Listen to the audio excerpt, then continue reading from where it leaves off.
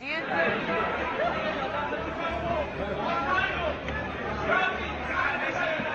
عندما تكلم بكلام بذيء لا ينسجم كونه رجلا، ولا ينسجم كونه نائبا، ولا ينسجم كونه ممثلا للشارع العراقي. أنا أترفع أن أقول هذه الكلمات البذيئة. أنا قلت له أنا لا أرد عليك بالألفاظ النابية التي تكلمت فيها عني، الألفاظ السوقية، سوف أرد عليك بهكذا وأجلكم الله ضربته بالحذاء.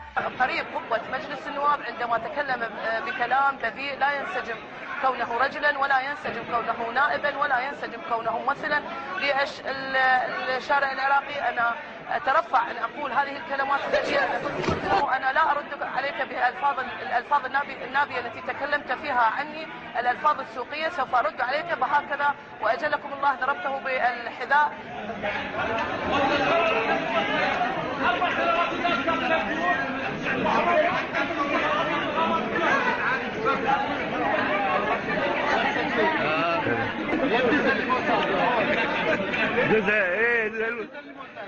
احكي